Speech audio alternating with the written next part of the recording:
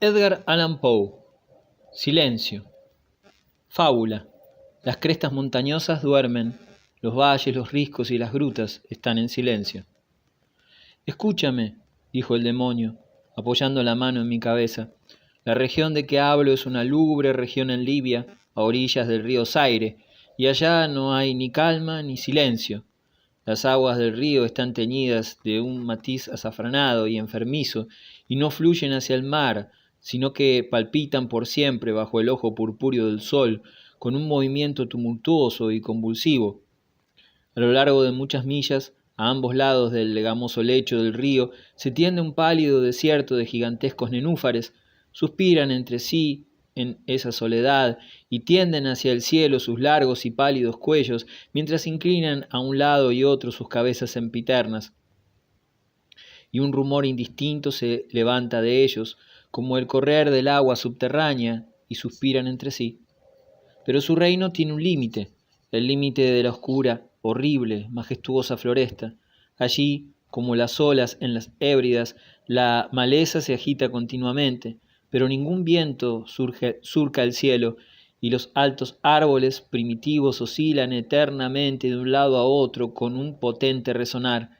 y de sus altas copas se filtran gota a gota rocíos eternos, y en sus raíces se retuercen en un inquieto sueño extrañas flores venenosas, y en lo alto, con un agudo sonido susurrante, las nubes grises corren por siempre hacia el oeste, hasta rodar en cataratas sobre las ígneas paredes del horizonte. Pero ningún viento surca el cielo, y en las orillas del río Zaire no hay ni calma ni silencio.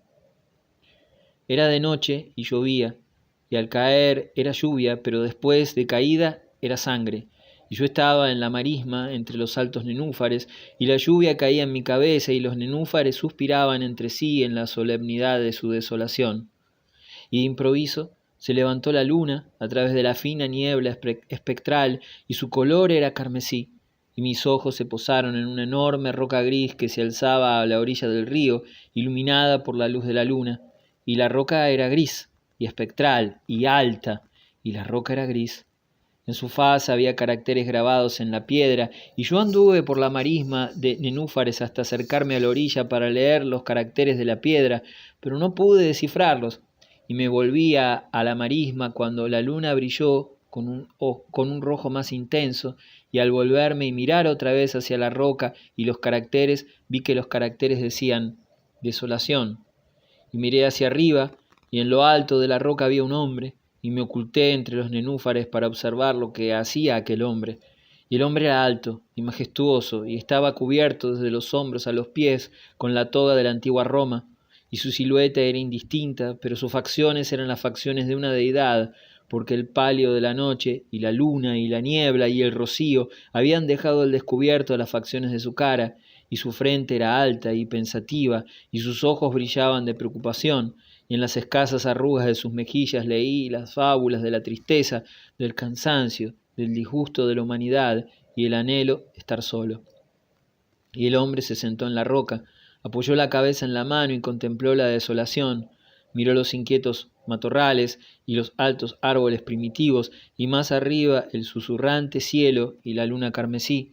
y yo me mantuve al abrigo de los nenúfares, observando las acciones de aquel hombre, y el hombre tembló en la soledad, pero la noche transcurría y él continuaba sentado en la roca.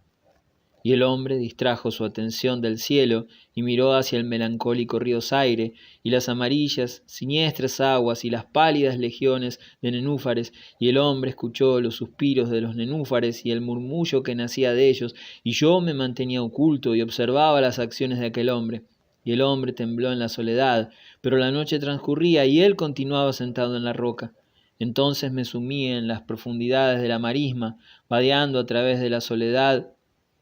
de los nenúfares, y llamé a los hipopótamos que moran entre los pantanos en las profundidades de la marisma. Y los hipopótamos oyeron mi llamada y vinieron con los behemoth al pie de la roca y rugieron sonora y terriblemente bajo la luna, y yo me mantenía oculto y observaba las acciones de aquel hombre. Y el hombre tembló en la soledad, pero la noche transcurría y él continuaba sentado en la roca. Entonces maldije los elementos con la maldición de tumulto, y una espantosa tempestad se congregó en el cielo donde antes no había viento. Y el cielo se tornó lívido con la violencia de la tempestad, y la lluvia azotó la cabeza del hombre, y las aguas del río se desbordaron, y el río atormentado se cubría de espuma, y los nenúfares alzaban clamores, y la floresta se desmoronaba ante el viento, y rodaba el trueno y las acciones de aquel hombre.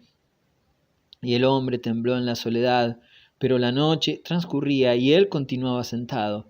Entonces me encolericé y maldije con la maldición del silencio, y el río y los nenúfares, y el viento y la floresta, y el cielo y el trueno, y los suspiros de los nenúfares, y quedaron malditos y se callaron. Y la luna cesó de trepar hacia el cielo, y el trueno murió, y el rayo no tuvo ya luz, y las nubes se suspendieron inmóviles, y las aguas bajaron a su nivel y se estacionaron, y los árboles dejaron de balancearse, y los nenúfares ya no suspiraron, y no se oyó más el murmullo que nacía de ellos, ni la menor sombra de sonido en todo el vasto desierto ilimitado. Y miré los caracteres de la roca, y habían cambiado, y los caracteres decían: silencio. Y mis ojos cayeron sobre el rostro de aquel hombre, y su rostro estaba pálido. Y bruscamente alzó la cabeza que apoyaba en la mano y, poniéndose de pie en la roca, escuchó. Pero no se oía ninguna voz en todo el vasto desierto ilimitado, y los caracteres sobre la roca decían: silencio. Y el hombre se estremeció, y desviando el rostro, huyó a toda carrera al punto que cesé de verlo. Pues bien, hay muy hermosos relatos en los libros de los magos, en los melancólicos libros de los magos, encuadernados en hierro. Allí, digo, hay admirables historias del cielo y de la tierra y del potente mar y de los genios que gobiernan el mar y la tierra y el majestuoso cielo. También había mucho saber en las palabras que pronunciaban las sibilas, y santas